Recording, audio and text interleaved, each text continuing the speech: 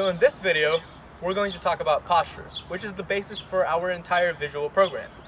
Now as we go through the video and build up our posture, I want us to keep thinking about those three goals we talked about. That our movement should be efficient, visually appealing, and healthy no matter what. And in fact, to meet any of those goals, and really to do any of our visual technique, posture is a must. Before we start building our posture, let's first talk about what is posture. Well, at a basic level, posture is just how we stand or how we sit. Now in marching band, it's really important that we try to look tall and strong and confident. We are tiny people on a 100-yard field, and there are people sitting really far away, so we need to make sure that they can see us. At the same time though, we want to make sure that there is going to be no tension in our bodies. Having any tension is unhealthy and will actually make it harder to do whatever we need to do. Now when we talk about posture, we need to talk about alignment. Alignment is built on 6 critical points: our feet, knees, hips, core, chest and shoulders, and head. So let's start building our posture.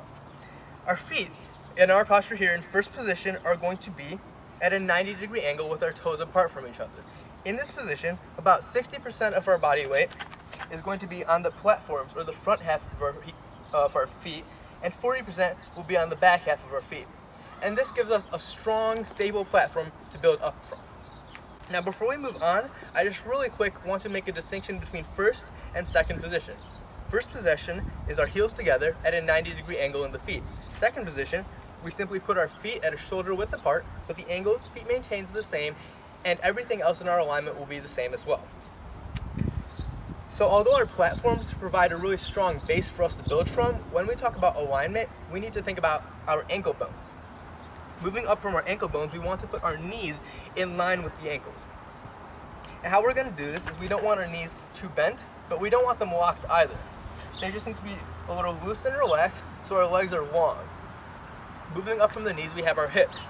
Now the hips are a crucial part of alignment. When somebody's alignment is incorrect, it's most often because of their hips.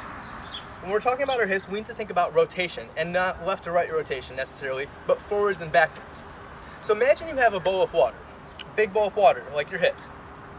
If you tilt your bowl of water forward or backwards, or side to side for that matter, you're going to spill all your water.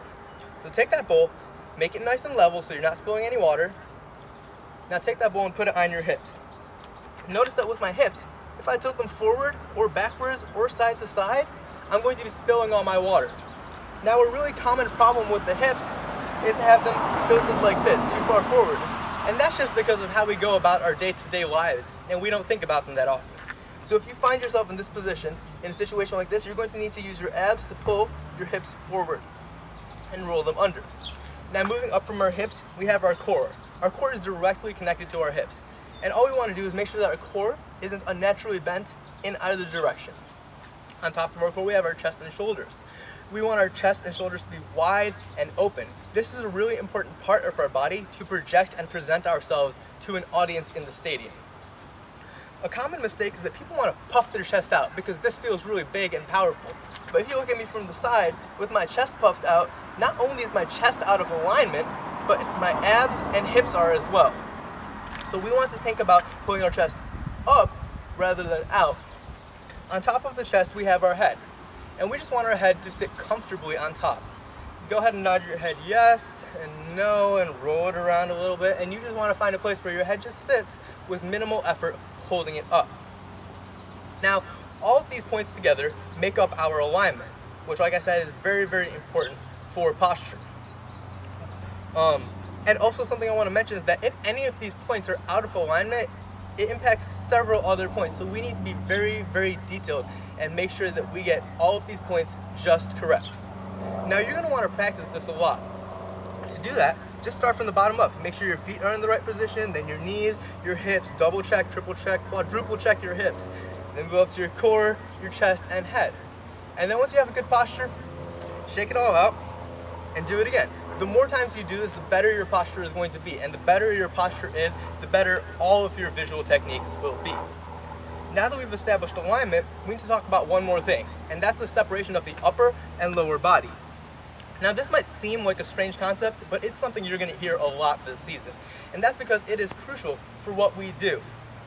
How we want to do this is we want to lift up from our abs and lift our chest up to separate our upper and lower body. And what we want is that our upper and lower body can act somewhat independently of each other. Now you might be asking, well, why do we want to do this? And here's where I'm going to ask you to think back to those 3 goals we talked about.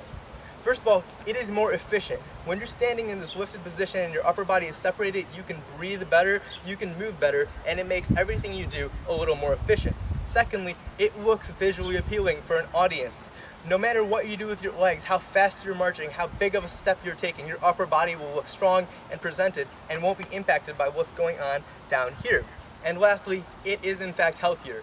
Having the separation in your upper and lower body reduces tension in your body and is a healthier position for your body to sustain. With all that in mind, this is just a basic breakdown of our posture. I hope this really helps you, and happy practicing.